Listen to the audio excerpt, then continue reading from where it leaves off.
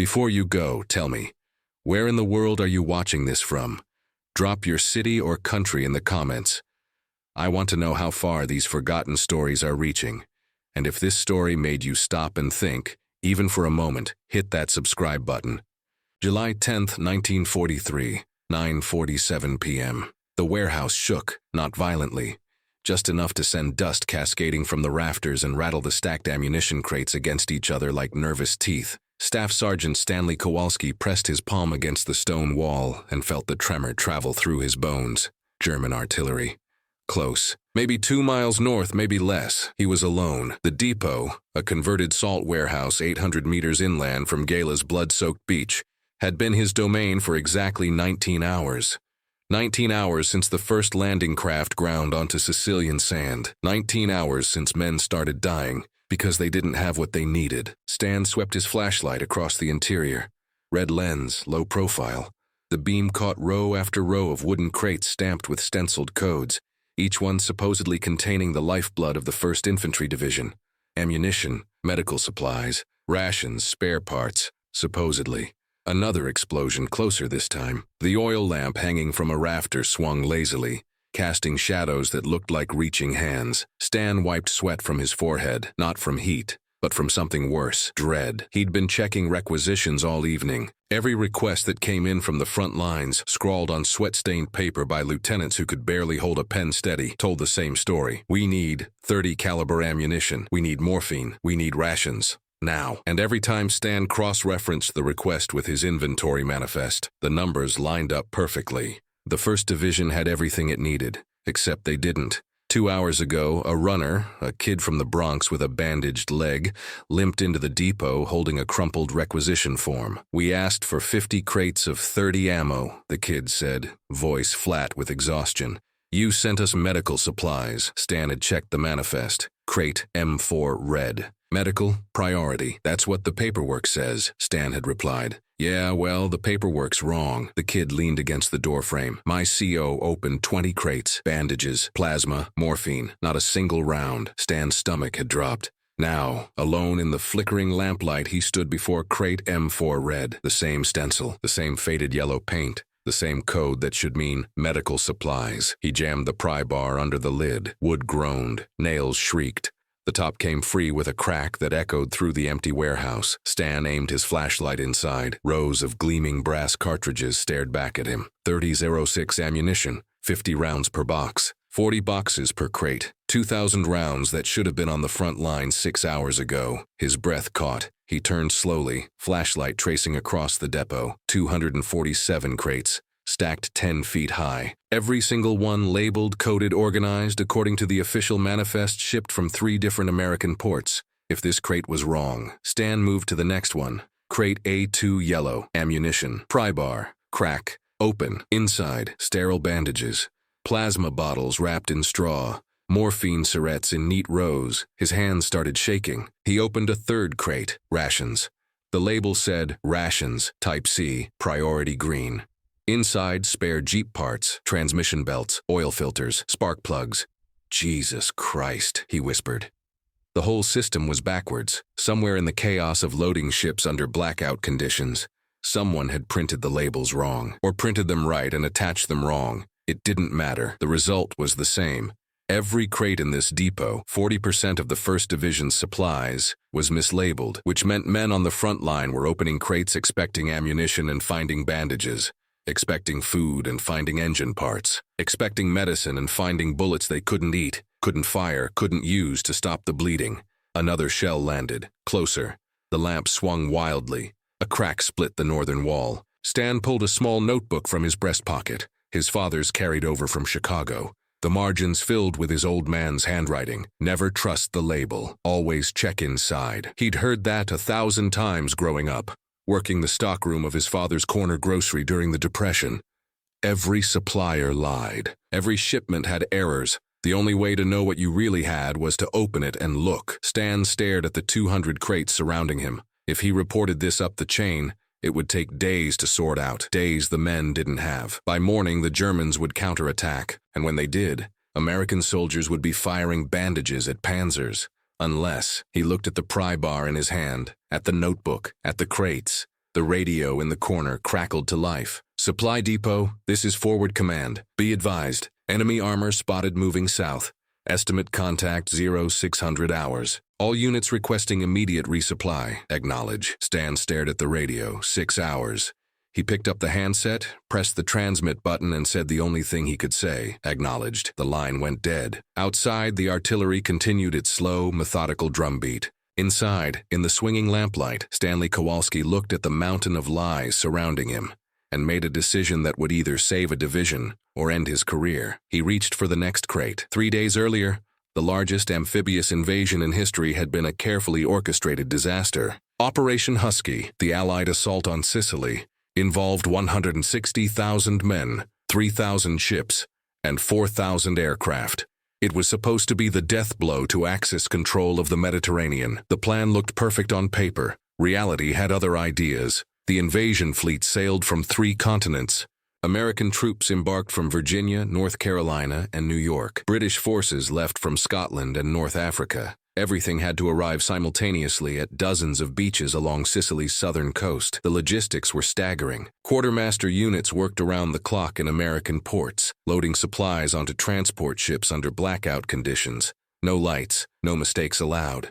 3 different civilian contractors printed the identification labels. Each used the same coding system, supposedly. M for medical, A for ammunition, R for rations, P for parts. Simple. Foolproof, except the USS Samuel Chase, loaded at Norfolk by a rushed crew of dock workers who'd never handled military cargo before, had received labels from a contractor who'd reversed the system. Nobody noticed. Nobody checked. The ship sailed with 400 tons of mislabeled supplies. When it arrived off Gila and offloaded in the surf under German artillery fire, chaos swallowed everything. Crates were thrown onto beaches, dragged inland by exhausted soldiers, stacked in abandoned buildings without verification. The 1st Infantry Division, the big red one, had been fighting since dawn on July 10th. By nightfall, they'd secured a beachhead, but barely. The Hermann Göring Panzer Division was already counterattacking from the north, and now, 72 hours into the invasion, the Americans were running out of everything, not because supplies didn't exist, but because nobody could find them. Inside a command tent 3 miles from Stan's warehouse, Captain Richard Hale reviewed casualty reports with the grim efficiency of a man who'd stopped feeling things months ago. 37 dead today, 62 wounded. Ammunition stocks at 40%. A young lieutenant entered, saluting sharply. Sir, 3rd Battalion is requesting emergency resupply. They're down to 6 rounds per man. Hale didn't look up. Tell them we sent 50 crates this morning. They received medical supplies, sir, not ammunition. Now Hale looked up. That's impossible. I personally verified the manifest. The lieutenant said nothing. Hale stood, walked to the map table, and stared at the red pins marking German positions. They were closer than they'd been yesterday, closer than they should be. Get me Sergeant Kowalski, Hale said quietly. The real enemy wasn't the Germans. It was confusion. Across the entire beachhead, the same pattern repeated. Units requested one thing, received another. Medics opened crates expecting morphine, found engine oil. Tank crews expecting spare treads found K rations. Artillery batteries expecting shells found plasma bottles. Some units improvised. A company of engineers used wooden crate lids as splints. A medical team bartered cigarettes for ammunition they didn't need, trading it to infantry for bandages they did. But improvisation only stretched so far. By July 12th, the situation had become critical. The Germans, sensing weakness, prepared a major counterattack. If they broke through, they could drive the Allies back into the sea. Everything depended on resupply. Everything depended on getting the right supplies to the right units before dawn. And nobody, not the generals planning strategy, not the colonels managing logistics, not even Captain Hale reviewing manifests, knew that 40% of their supplies were labeled wrong. Nobody except Stan. In the warehouse, Stan had stopped prying open crates. He sat on an overturned ammunition box, notebook open on his knee, doing math by lamplight. 247 crates total. If 40% were mislabeled, that meant roughly 100 crates. If he could verify and relabel even half of them before dawn, an explosion shook the building. Closer, much closer.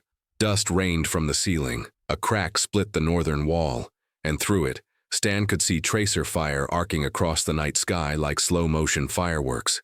The Germans were probing the perimeter. The radio crackled again. All units be advised. Enemy radio intercept indicates armored assault 0600.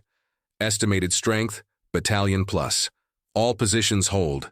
Resupply critical. Stan checked his watch. 10:34 p.m. 7 hours and 26 minutes until the Germans attacked.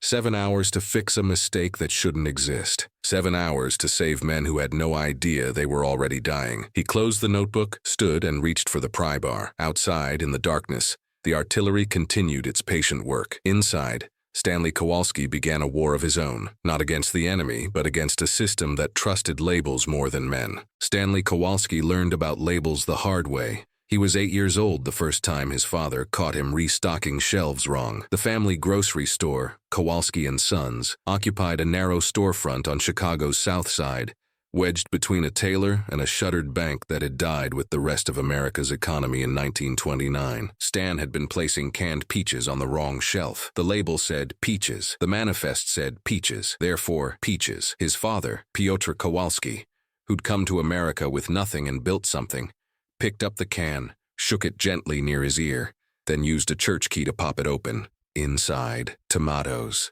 You see, Pyotr said in his thick Polish accent, pointing at the red pulp.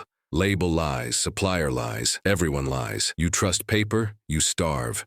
You trust your eyes, you eat. Stan never forgot. Growing up during the Depression taught him other lessons too. How to stretch a dollar until it screamed. How to turn a half-empty shelf into something that looked abundant. How to take inventory faster than anyone else because every minute counted when customers were hungry and money was scarce. By 16, Stan could walk through the stockroom and know, without checking manifests, exactly what they had, what they needed, and what the suppliers had shorted them on this week. His father called it the gift. Stan called it survival. When Pyotr died in 1938, heart attack, age 52, still working, Stan inherited the store, the debt, and the small leather notebook his father had carried for 30 years. Inside, entries in Pyotr's cramped handwriting. October 3rd, 1931.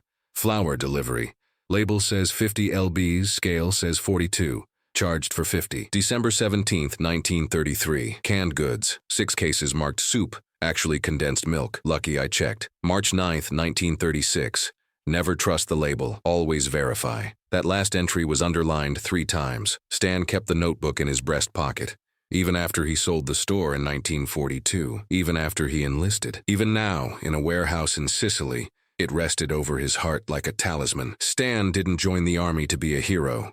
He joined because the store was gone, because there was a war, and because the recruiter said the Quartermaster Corps needed men who understood logistics. You managed inventory? The recruiter asked. 10 years. You good with numbers? Best you'll find. You don't mind working behind the lines. Stan had looked at the recruitment poster on the wall. A soldier with a rifle, charging forward, jaw set heroically. I'm not a fighter, Stan said. But I can make sure the fighters have what they need. The recruiter stamped his papers. That's all we need. Boot camp was a blur. North Africa was worse. Heat, flies, endless convoys through desert that looked the same in every direction. But Stan was good at his job. Better than good. He could organize a supply depot faster than anyone. Could read a manifest and spot errors other men missed. Could look at a requisition and know, just know, when something didn't add up. His commanding officers appreciated it. His fellow enlisted men thought he was obsessive. Kowalski counts everything twice, one soldier joked. Probably counts his own heartbeats. Stan didn't argue. Counting twice had saved his father's store a dozen times. Might save lives now. When the orders came for the Sicily invasion, Stan volunteered for the first wave. Not because he was brave, but because he knew the first supplies ashore would be the most chaotic. And chaos was where mistakes happened. He was right. Now in the warehouse, Stan pulled out his father's notebook. The leather was worn soft, the pages yellowed. He flipped to a blank page near the back and began writing. July 12th, 1943. 22:47 hours. Gala, Sicily. Crate M4 red. Label says medical. Contains 30 ammunition. Crate A2, yellow. Label says ammunition. Contains medical supplies. Estimate 100 plus crates mislabeled. Source, likely USS Samuel Chase, Norfolk loading. Problem, units receiving wrong supplies. Men dying. Solution, verify and relabel all crates before dawn counterattack. Risk, unauthorized action. Court-martial if wrong. Court-martial if right. He paused, pen hovering over the paper. Then he wrote one more line. The same one his father had underlined 30 years ago. Never trust the label. Always verify. Stan closed the notebook, slipped it back into his pocket, and stood. Outside, a jeep skidded to a halt. Boots hit gravel. The door banged open. Captain Richard Hale stood silhouetted in the doorway, uniform dusty, face carved from exhaustion. "Sergeant Kowalski," Hale said, voice flat.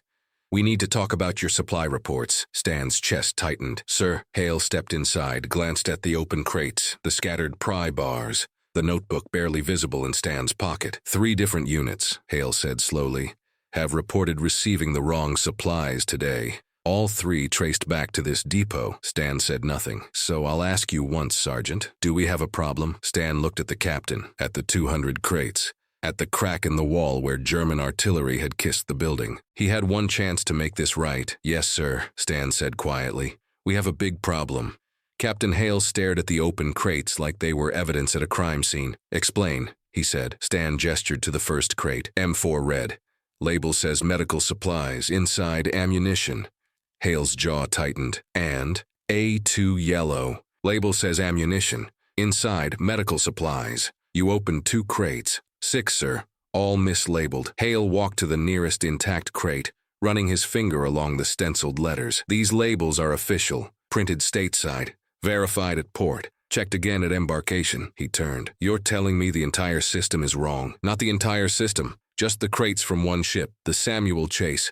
I think their labeling crew used a reversed coding system." "You think?" "Sir, I've verified." 6 crates, Hale interrupted, "out of 247. That's barely 2%, Sergeant." Stan pulled out his notebook. "I can show you the pattern." Hale raised a hand. "Let me understand this. You want me to report to Division Command that our supply system, the one we've used successfully for 3 campaigns, is fundamentally broken because you opened a few boxes and found discrepancies?" "It's not a few, sir. It's systematic. If we don't fix this before dawn," "Before dawn, Sergeant, we have a German panzer battalion coming down our throats. What we need is every available man on the perimeter, not playing detective with shipping manifests." Stan's voice stayed level. "Sir, those men on the perimeter need ammunition. Right now, half of what we're sending them is useless." Hale stepped closer. "Are you saying I don't know how to do my job?" "No, sir. Because it sounds like you're saying that I, and every quartermaster officer between here and Virginia, somehow failed to notice that our supplies are mislabeled." Stan met his gaze. "I'm saying someone made a mistake, and we need to fix it." Hale laughed. It wasn't a pleasant sound. "Kowalski, do you know what happens when a sergeant tells his commanding officer that the entire chain of command is incompetent?" "Sir." "He gets reassigned to a rifle company on the front line." Hale leaned in. "Do you want a rifle, Sergeant?" Stan said nothing. "I thought not." Hale straightened his uniform. "Here's what's going to happen. You're going to close these crates, stop wasting time, and start loading trucks for the morning resupply. By the book, according to the manifest. Is that clear?" "Sir, if we send the wrong supplies," according to the manifest. Each word landed like a hammer. "That's an order." Stan's hands curled into fists at his sides. Hale walked to the door, paused. "And Sergeant, if I hear one more complaint about labeling errors, I'll have you digging latrines until this war ends. Understood?" "Yes, sir." The captain left, though. His jeep roared to life and disappeared into the darkness. Stan stood alone in the warehouse, surrounded by lies printed on official paper. 2 hours later, Private Tony Rizzo, Stan's assistant, a kid from Brooklyn with quick hands and a quicker mouth, found him sitting on a crate staring at nothing. "Sarge, you okay?" Stan didn't answer. Rizzo glanced at the open crates, the scattered labels, the notebook. "Hale chewed you out, huh? Told me to load trucks, by the book.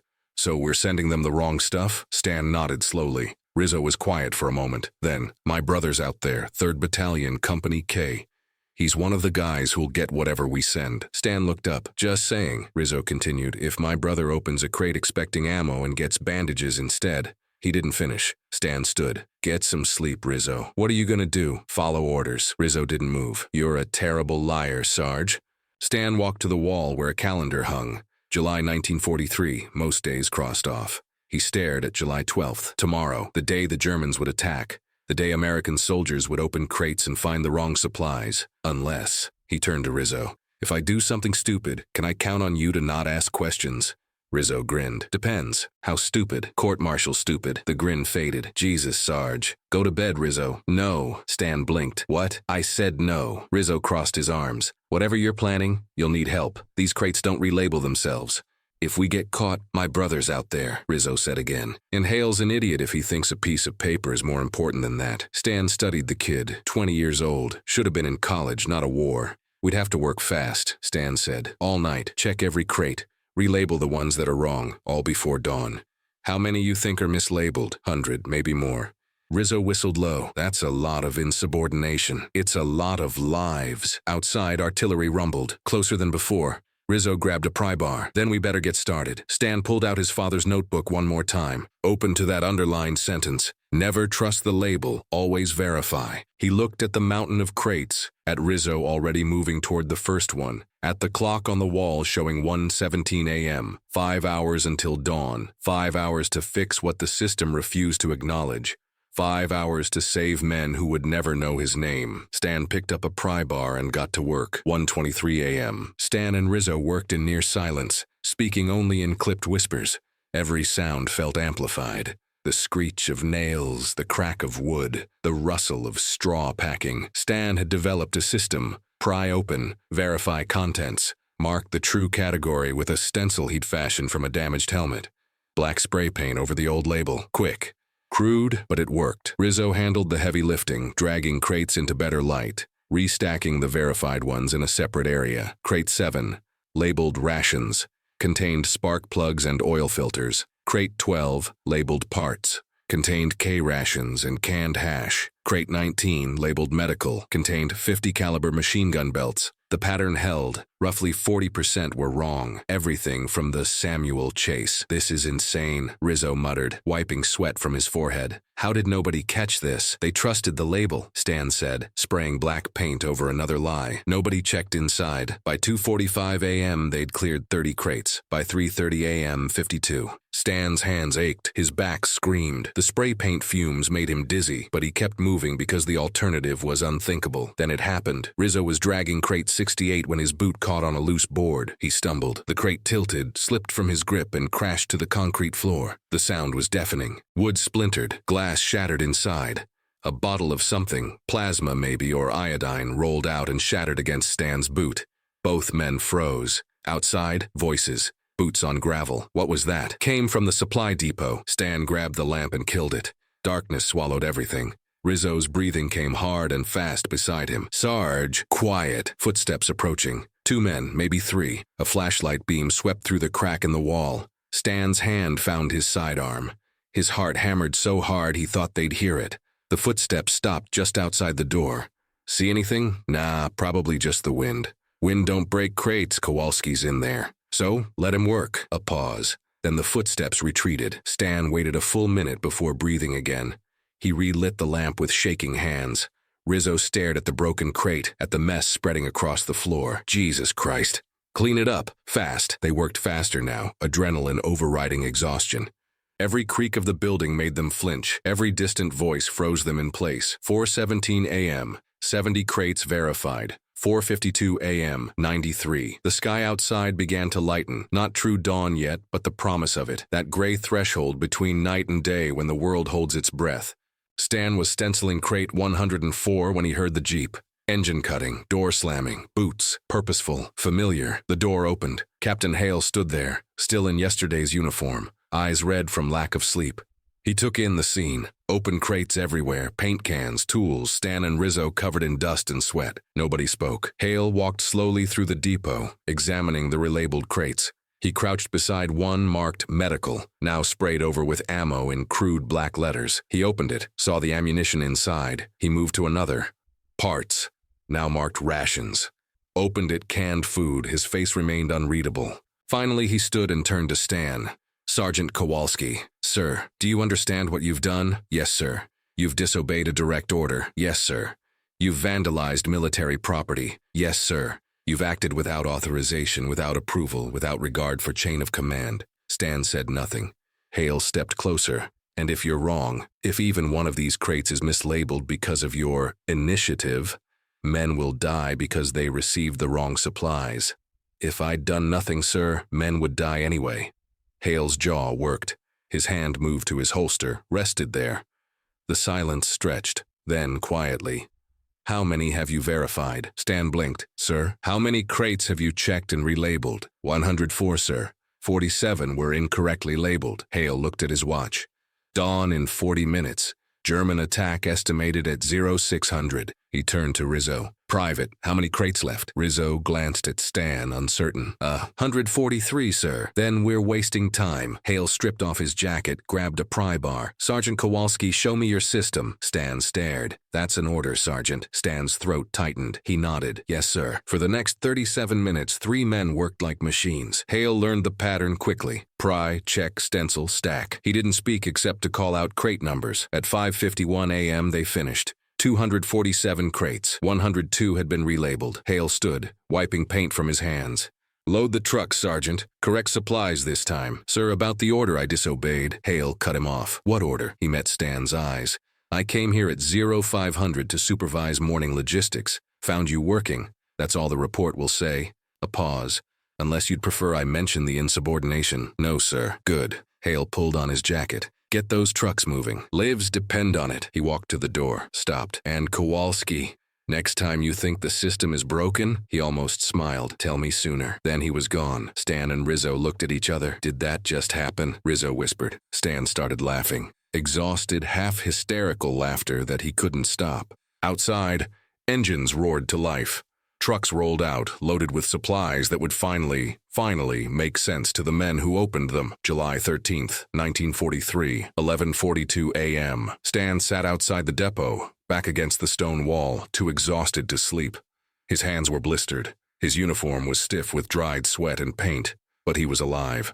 More importantly, so were the men on the front line. The German counterattack had come exactly as predicted. 0600 hours, battalion strength, Hermann Goering Panzer Division pushing hard through the northern approach. American defenders had been waiting. This time, when they opened supply crates, they found what they needed. Ammunition arrived where ammunition was requested. Morphine reached the aid stations. Rations fed hungry soldiers. The defense held. By mid-morning, the German advance had stalled. By noon, it had collapsed. Stan didn't know the details yet. He only knew that the emergency requests had stopped coming. The frantic radio calls had gone quiet. That, more than anything, told him it had worked. A jeep pulled up. Captain Hale climbed out, accompanied by a colonel Stan didn't recognize. Older man, silver eagles gleaming even in the dust. Stan struggled to his feet, saluted. The colonel returned it. Sergeant Kowalski? Yes, sir. Colonel Morrison, Division G4, the logistics commander. Captain Hale has given me an interesting report about last night's inventory correction. Stan's stomach tightened. Sir, I can explain. Morrison raised a hand. At ease, Sergeant. I'm not here to reprimand you. He pulled a folded paper from his pocket. I'm here because of this. It was a field report, hastily scrawled. From 3rd Battalion CO, Sub J, supply delivery 12th of July. For the first time since landing, received correct supplies. All crates matched requisition, ammunition, medical, rations, all perfect. Whatever changed, keep doing it. Lives were saved today. Morrison handed Stan a second report, then a third. 5 in total, all saying the same thing. The colonel looked at the relabeled crates still stacked in the depot. Captain Hale tells me you identified a systematic labeling error. One that our entire supply chain missed. Yes, sir. And you corrected it. Without authorization. Yes, sir. Morrison studied him. Do you know what would have happened if you'd been wrong? If you'd relabeled correctly marked supplies and sent the wrong materials to the front? Stan met his gaze. Men would have died, sir. Same as if I'd done nothing. But you didn't know that. No, sir, I just knew what was in the crates. A long silence. Then Morrison did something unexpected. He extended his hand. Stan shook it, confused. Sergeant, I've been in logistics for 20 years. I've seen men follow orders that made no sense. I've seen men blindly trust systems because they were told to. Morrison gestured to the depot. But I've rarely seen a man trust his own eyes enough to risk everything on what he knew was right. Hale spoke up. Sir, about the protocol violation. What violation? Morrison said flatly. A supply sergeant identified a problem and corrected it.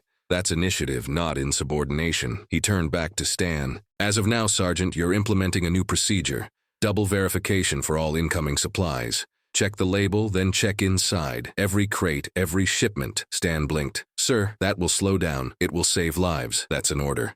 Yes, sir. Morrison climbed back into the jeep. Before driving off, he leaned out. One more thing, Kowalski. That notebook in your pocket, the one you keep checking. Your father's? Stan's hand went instinctively to his breast pocket. Yes, sir. How did you? Captain Hale mentioned it. What's written inside? Stan pulled it out, opened to the underlined page. Never trust the label. Always verify. Morrison smiled, the first genuine smile Stan had seen from a senior officer in months. Make that the motto of every supply depot in this division. That's not a suggestion, Sergeant. That's doctrine. The jeep drove away. Stan stood there holding his father's notebook, trying to process what had just happened. Rizzo emerged from the depot. Sarge, we just got word. 3rd Battalion wants to thank whoever fixed the supply screw-up. They're calling it a miracle. He paused.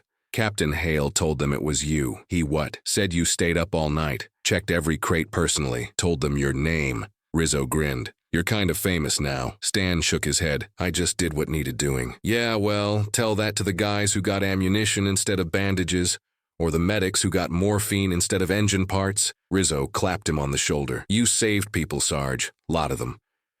Epilogue. Chicago, 1949. Stan stood in the stockroom of Chicago Hardware and Supply, training a new employee, a young veteran named Eddie, fresh back from occupation duty in Japan. Eddie held up a box marked Nails, 2-inch. Boss, this box feels too light.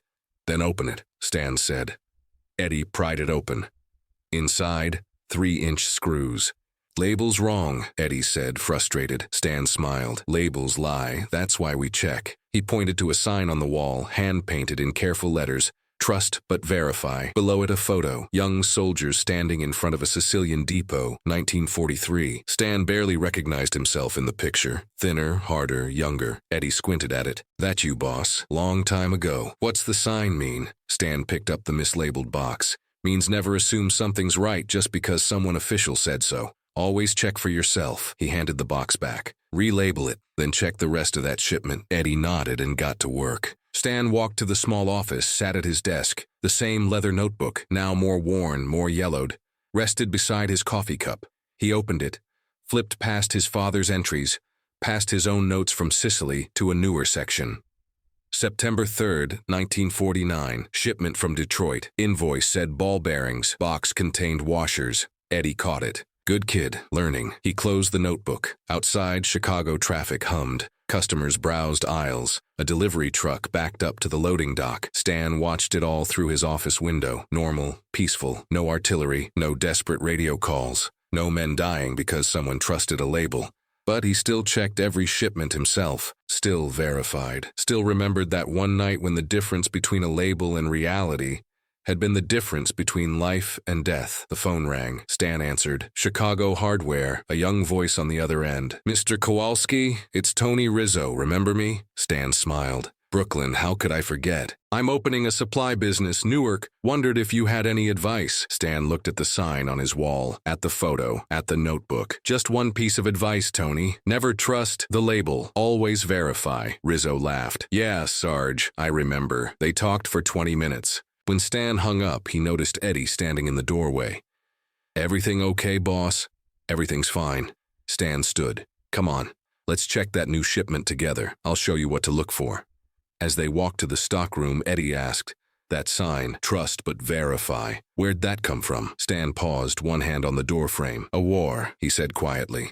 And a night when trusting would have killed people. He didn't elaborate, he didn't need to. The lesson was simple. Sometimes the most dangerous enemy isn't the one shooting at you. It's the system that tells you everything's fine when it's not. And sometimes the most heroic thing you can do is open a box and look inside, even when everyone tells you not to. If this story left you stunned, you're going to be absolutely blown away by what you're about to see next.